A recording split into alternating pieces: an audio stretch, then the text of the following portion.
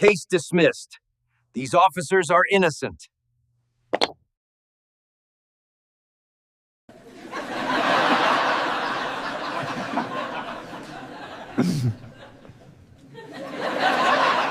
A young black lawyer, Marcus Hill, watches Judge Whitman free crooked cops with a cold, not guilty. But when he uncovers hidden files tying Whitman to police unions, dirty money, and corporate power, the fight explodes. Threats in dark alleys, allies silenced, files destroyed, and witnesses terrified. Still, Marcus pushes forward, leaking evidence to the press, igniting a city on edge with outrage. In packed courtrooms and under the glare of cameras, he dismantles Whitman's empire of corruption while protesters fill the streets chanting for justice. Betrayals cut deep, but voices once silenced rise again.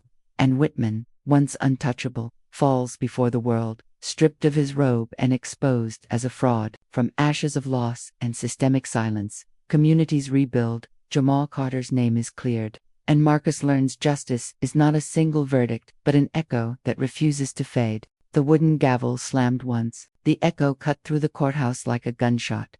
Judge Whitman leaned forward, voice smooth, calm, rehearsed. Not guilty. The words hung heavy, heavier than the marble pillars or the chandeliers above. Mrs. Carter, the mother of 17-year-old Jamal, collapsed against her husband. Her sobs pierced the silence before exploding into cries from the gallery. They killed my son, and you let them walk. The two officers, Collins and Reese, sat motionless for a second, then smirked. Collins brushed invisible dust from his sleeve as if the courtroom were his living room. Reese glanced toward the judge. A nod passed between them, quick, subtle, but clear. Marcus Hill saw it, and once he saw it, he couldn't unsee it. He pressed his fists against the polished defense table. His jaw tightened. Across the aisle, the prosecutor who had presented video evidence of the beating stood frozen. He whispered, voice trembling, "How?" The judge cleared his throat. "The state has failed to meet the burden of proof beyond a reasonable doubt. This court is adjourned." The bailiff barked for order, but order was gone. Chairs scraped, people shouted, fists slammed wood. Some families stormed out. Others stayed, paralyzed by disbelief.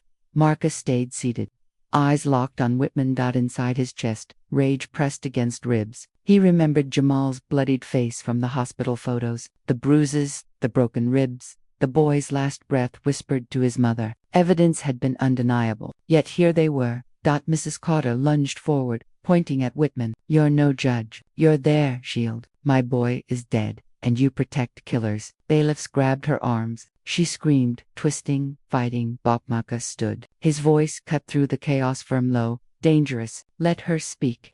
Every head turned. Even Whitman paused. The bailiffs froze, uneasy. Marcus's eyes didn't leave the bench. "She buried her son because of those men. You silenced him in death. You won't silence her pain." Whitman adjusted his glasses. His tone sharpened. "Mr. Hill, control yourself, or I will hold you in contempt."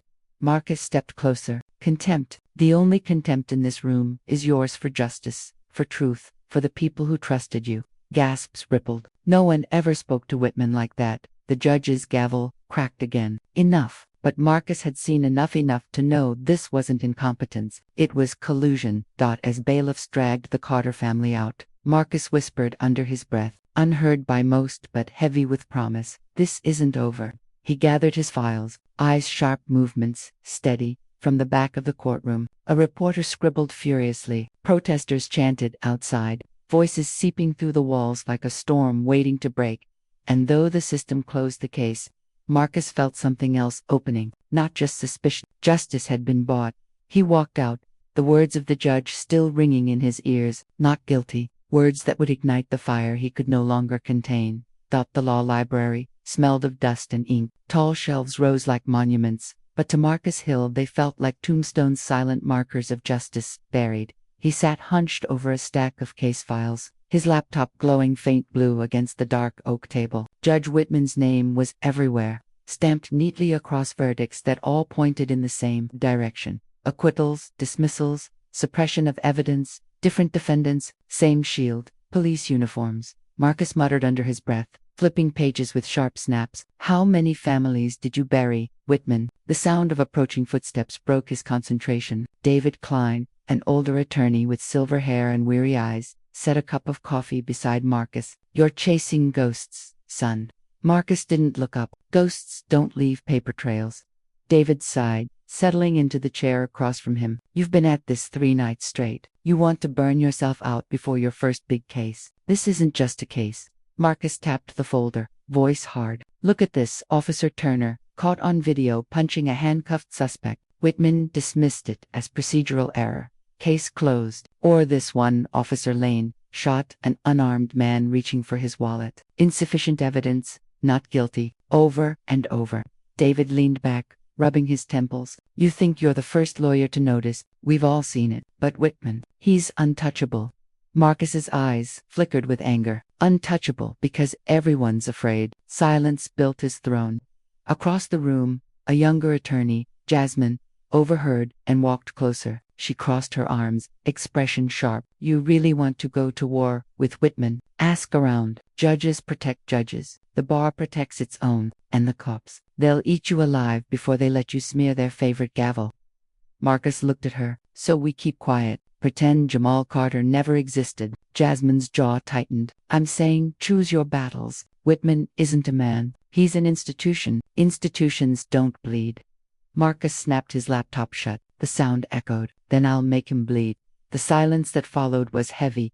David shook his head slowly. Ambition is one thing, Marcus. Self-destruction is another. You've got a career ahead of you. Don't throw it away for a fight you can't win. Marcus gathered his files. Voice clip. A career built on silence isn't a career. It's complicity. He left the table, footsteps hard against the floor. Outside, the night air wrapped him in chill. The courthouse loomed across the street, its white pillars glowing under yellow lamps. To most it was a temple. To Marcus, it looked like a fortress hiding rot. His phone buzzed. A text from a community activist he knew. Tanya. Protest tomorrow. Families want you there. Bring the truth. Marcus typed back, fingers steady. I'll be there. He looked up at the courthouse again. Smoke didn't always rise where people could see it. Sometimes it curled quietly behind the gavel, choking justice until no one could breathe. Marcus swore he would drag it into the light. The diner was nearly empty, the kind of place where silence felt staged. Marcus sat in the corner booth, coffee untouched, papers spread across the table. Jamal Carter's photos stared back at him from a file-bruised face, swollen eye. A shadow fell across the booth. It was Tanya, the activist. She slid in opposite him, dropping a worn notebook. You've stirred things up, she said. Word is Whitman's people don't like your digging. Marcus smirked without humor. Good. Means I'm close. She leaned forward, whispering, close to a grave. Maybe you know what happened to the last reporter who tried. Car accident. Before Marcus could reply, his phone buzzed. Unknown number, he answered, voice firm. Hill. Static first, then a low, distorted voice. Drop the case, or we'll drop you. Marcus froze. Tanya's eyes widened as she mouthed, who is it? The voice continued, calm as ice. We know where you live. We know your mother leaves for work at 7. We know what school your niece walks to. Marcus's hand trembled, but his voice stayed level. Cowards hide behind threats. If you want me, come see me. Click. The line went dead. Tanya hissed. Marcus. That wasn't a bluff. He shoved the phone aside, anger burning hotter than fear. Then they've already lost. Threats mean they're scared. That night, his mother noticed the tension. She set a plate of food in front of him, studying his face. You're not eating. I'm working, or chasing trouble. Her tone was sharp, but her eyes were worried. Marcus, please, I hear things at church. People whisper, you're pushing too hard.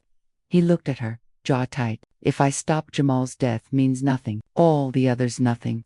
She reached across the table, gripping his hand. And what about me? You're all I have left. They'll take you to. Don't give them a reason.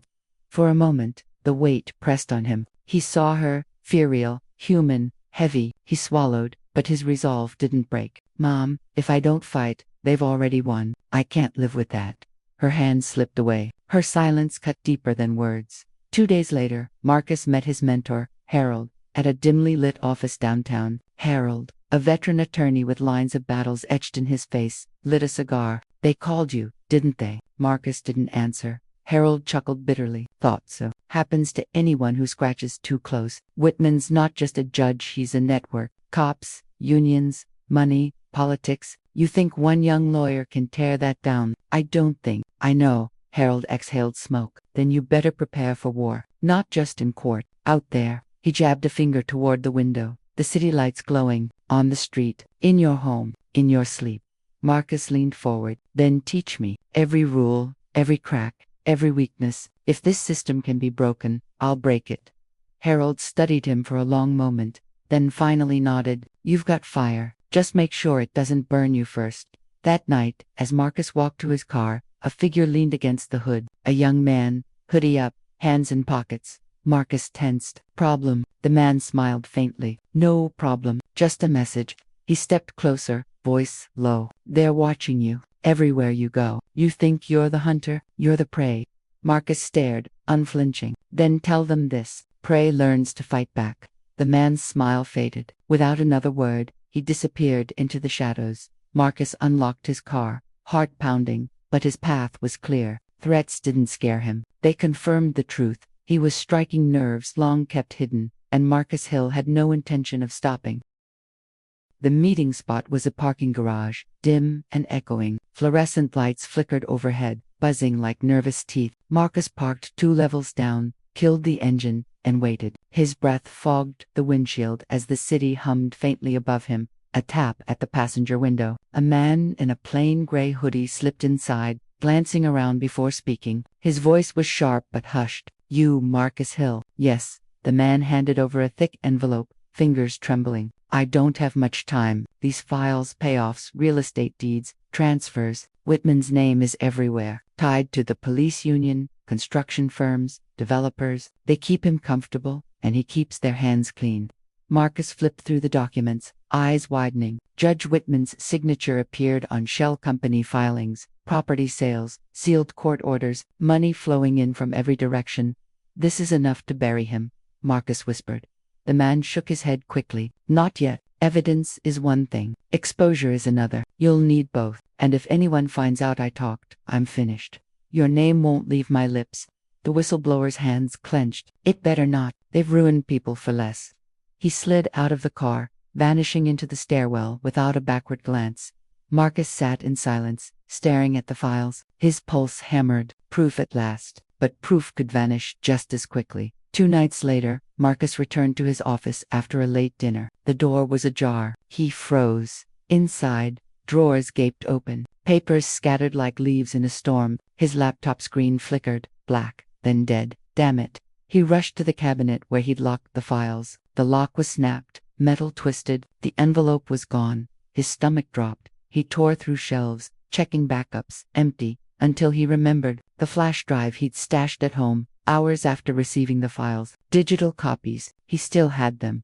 Relief clashed with fury. They had been inside his office, rifling through his life. This wasn't intimidation anymore. It was war. The next morning, he met Tanya at her community center. The walls were covered with posters from past protests, fists raised, slogans painted bold. She listened as Marcus explained, pacing back and forth. They broke in, took everything. If I hadn't made copies, it'd all be gone. Tanya's jaw tightened. That's how they play. Burn the trail before anyone sees it. You need to move fast before they try again. Marcus sat heavily in a chair, rubbing his temples. If I go public now, they'll discredit me, call it fake, say I fabricated it. Then build your case airtight, Tanya said. Line up witnesses, cross-check every paper. When you strike, make it impossible to deny. Her tone burned with certainty. It steadied him. That evening, Marcus's phone rang. Harold's voice rasped through the line. Son, I heard about your office. You're lucky they didn't torch the whole building.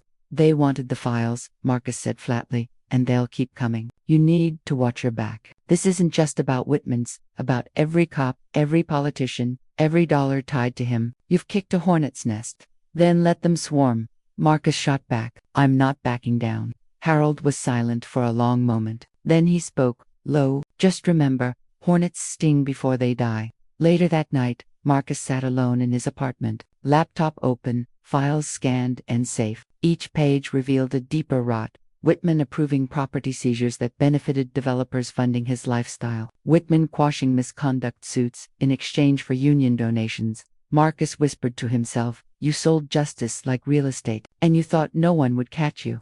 The city lights glowed outside his window, indifferent. But Marcus knew the fire had already started. Once lit, it would spread. The files burned in his hands, not literally, but with the weight of what they contained. Dangerous, damning, combustible, and Marcus was ready to strike the match. The streets erupted before sunrise. Protesters filled downtown, signs raised high, voices hoarse from chanting. No justice, no peace, echoed between the skyscrapers. Police lined the sidewalks in riot gear, shields reflecting the morning light. Marcus stood among the crowd, suit jacket traded for a black hoodie. He moved quietly, listening, watching. Every face was a story: mothers clutching photos of sons, fathers with fists clenched, children holding cardboard signs taller than themselves. Tanya grabbed his arm, pulling him closer to the front. "They're already here," she muttered. Ahead, a wall of shields braced as officers barked orders. An old man with a megaphone lifted his voice. "We are here because silence kills. Judge Whitman's silence killed Jamal Carter. His silence killed dozens more." Cheers roared. Then the first canister flew. Tear gas burst in white clouds, swallowing the chants in coughing fits and screams. Marcus dragged Tanya back as rubber bullets cracked the air. Protesters scattered, some fighting to hold the line, others fleeing.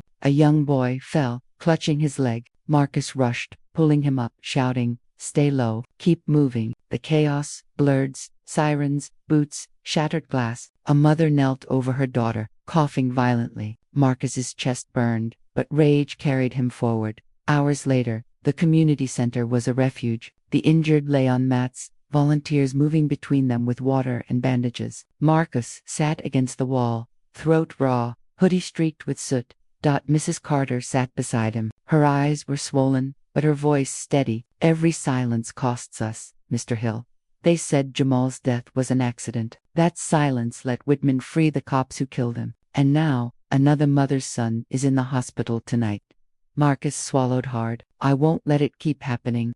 She looked at him, gaze piercing. "Then don't just talk. Fight louder than their lies." That evening, Marcus returned home to find his voicemail full. "Mr. Hill, this is Officer Daniels. We're warning you drop your crusade." Another message: "You're stirring riots, Hill. People will bleed, and their blood's on you."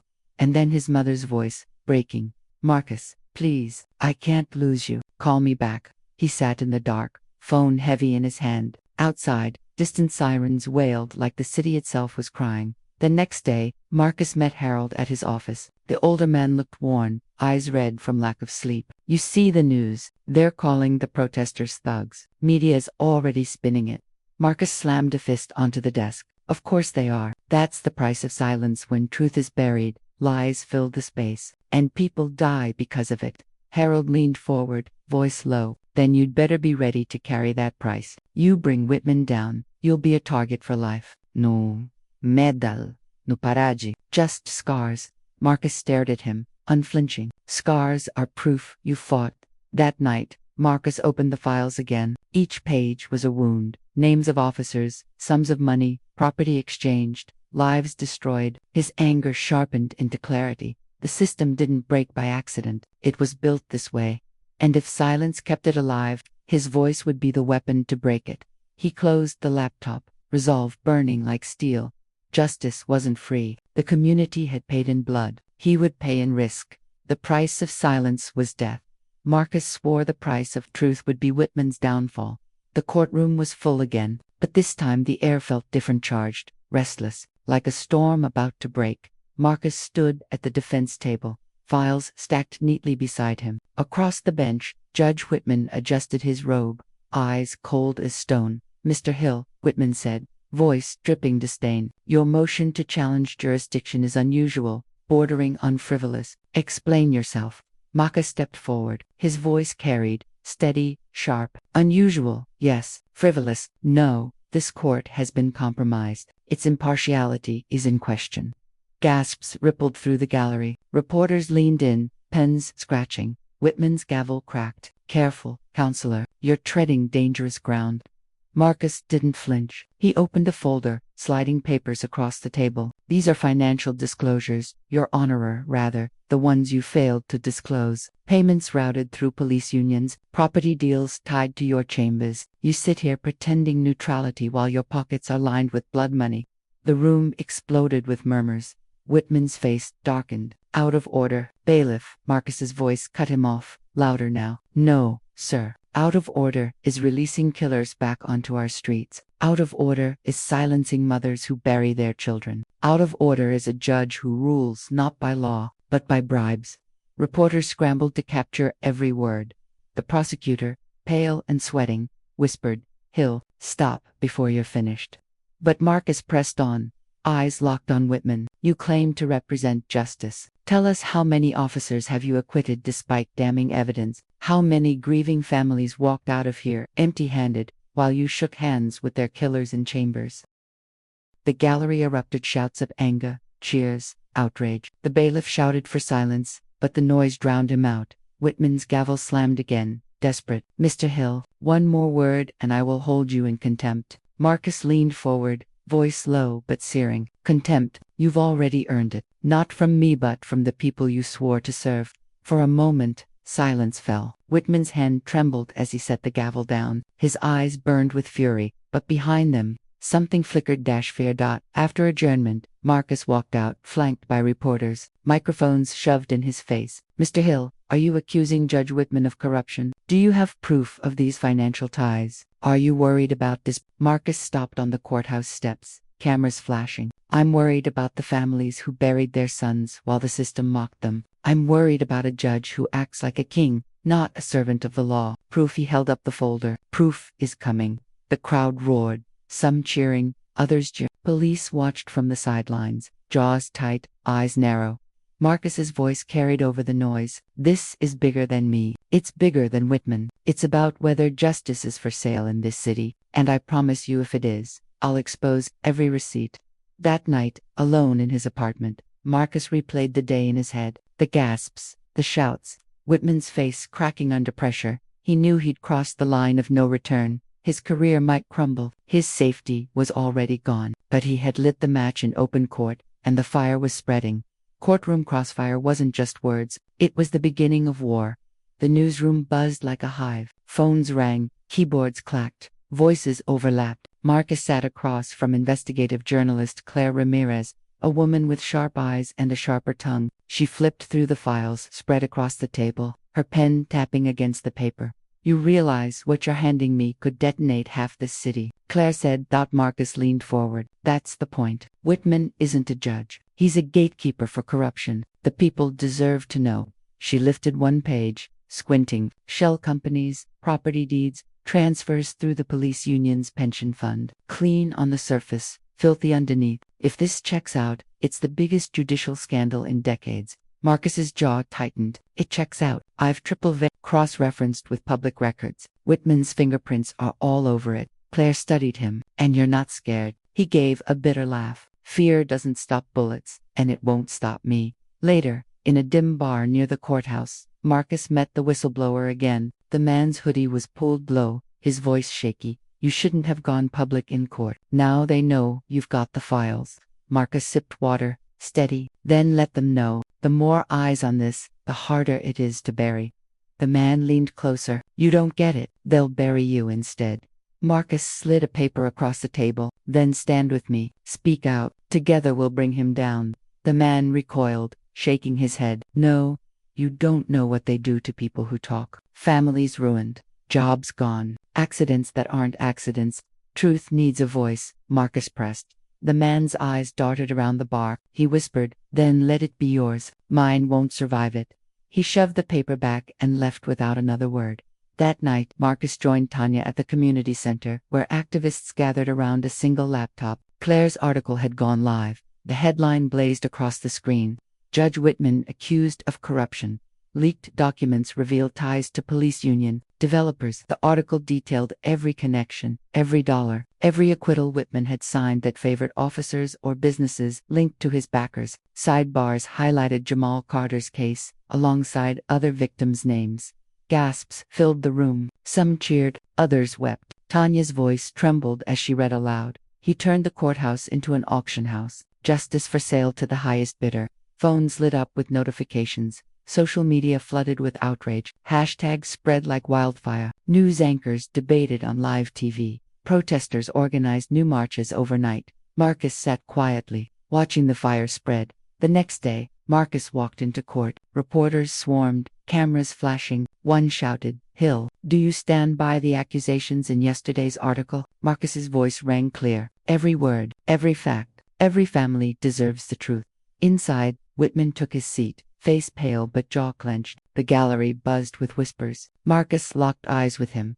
For the first time, Whitman looked unsettled. That evening, Marcus returned home. His phone vibrated non-stop calls from colleagues, strangers, even threats. He let them buzz unanswered.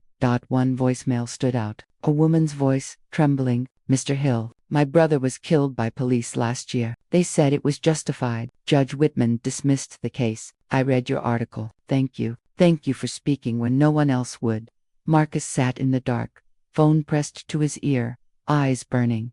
This wasn't just his fight anymore. It was theirs. By midnight, national networks picked up the story. Whitman's corruption wasn't just local news anymore. It was a storm sweeping across the country. And Marcus Hill had lit the fuse. The courthouse was no longer Whitman's fortress. On the morning of his ethics hearing, hundreds of protesters filled the step signs, raised high, chants echoing against marble walls. "No justice, no peace," thundered through the air. Marcus pushed through the crowd, briefcase in hand. Tanya walked beside him, her voice steady despite the tension. "They finally see him for what he is. Don't let him slip through again."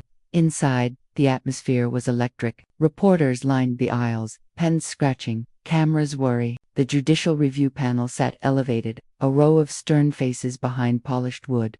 Whitman entered last. Gone was his smug grin. His robe hung loose, his face drawn, still, his eyes cut with venom. As they met Marcus's, the hearing began. The lead investigator presented the leaked documents, each one projected onto a large screen. Bank transfers, deeds, emails linking Whitman to dirty cops and corporate donors. Gasps rippled through the room. "Judge Whitman, can you explain why shell companies registered to your wife received deposits days before your rulings in cases involving these same corporations?" the investigator demanded.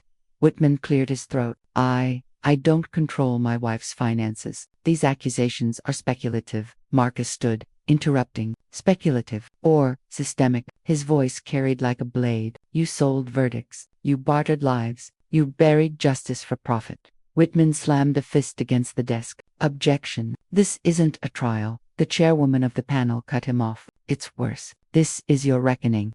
During recess, Marcus stepped into the hallway, met by flashing cameras. A reporter called out, "Do you believe Judge Whitman will be removed?" Marcus didn't hesitate. "No one is untouchable. Not anymore." Behind him, Whitman's lawyer whispered urgently to his client, who looked like a man drowning, searching for air that wasn't there. Back in session, a surprise witness was called, a former clerk of Whitman's. The young man's hands shook as he took the oath. "He told me to shred files," he said. "This one's not for public record.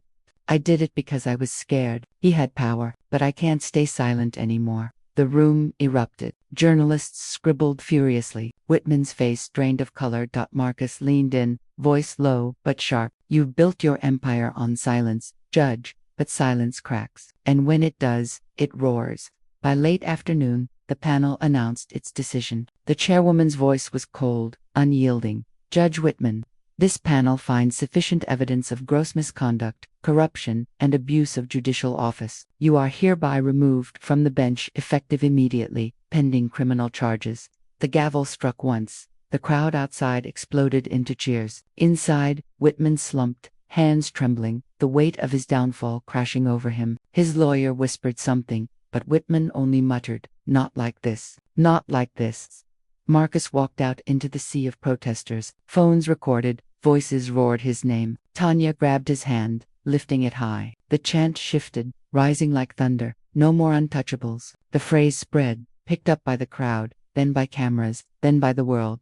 That night, Whitman's face filled every screen. No longer the untouchable judge, but a disgraced man shackled by his own greed. Commentators called it a turning point. Survivors of injustice began speaking up in droves. In his apartment, Marcus sat alone by the window, watching the city lights flicker. He replayed the woman's voicemail from the night before, the gratitude, the rawness. Justice wasn't restored. Not fully. Too many wounds still bled. But for the first time, the system had cracked. Marcus whispered into the quiet, Not guilty doesn't mean innocent, and silence doesn't mean powerless. Far across town, Whitman sat in his mansion, blinds drawn, phone buzzing with unanswered calls. For the first time in his life, he felt small, forgotten. The fall of the untouchable had command. It was only the beginning.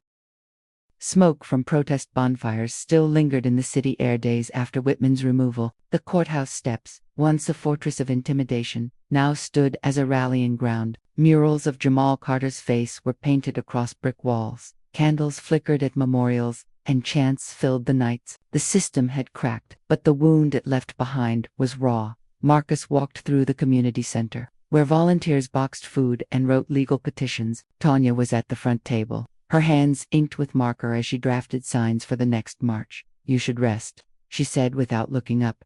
Marcus dropped a folder beside her. "Rest after the indictments, after the families get their day in court." She glanced up, eyes weary but fierce. "You can't carry this city alone." "I'm not," he replied. "I'm carrying it with them." He nodded toward the volunteer students, mothers, retirees, all pushing forward in the wake of Whitman's fall. That afternoon, Marcus met with Jamal Carter's mother in a quiet church office. She clutched his hands tight, her voice trembling but resolute. "They said my boy's name on the news last night, not just as a suspect, as a victim. I thought I'd never live to hear that." Marcus's throat tightened. "Your son deserved more than silence. His story will not vanish."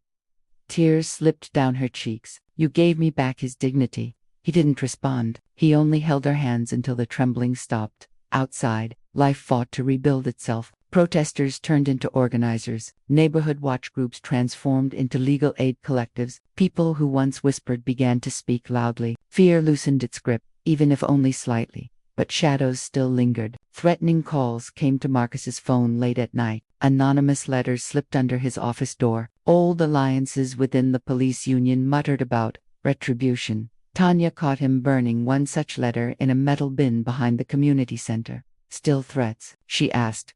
Marcus nodded, watching the paper curl into ash. "They think silence will return, but silence isn't coming back." Weeks later, Marcus stood once more before a judge, this time a different one, presiding over Jamal's reopened case. The courtroom was tense, packed with spectators, reporters, and Jamal's family in the front row. The prosecutor read new evidence aloud. Files that Marcus's digging had unearthed: tampered reports, missing body cam footage, coerced testimonies. The defense sputtered objections, but the tide had shifted. The truth no longer hid in shadows.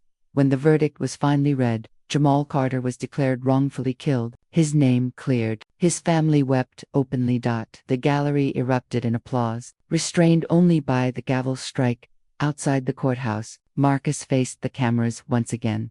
"This verdict doesn't bring Jamal back," he said, voice heavy, "but it tears down the lie that he deserved his fate. This is not the end. This is the beginning of rebuilding what they burned."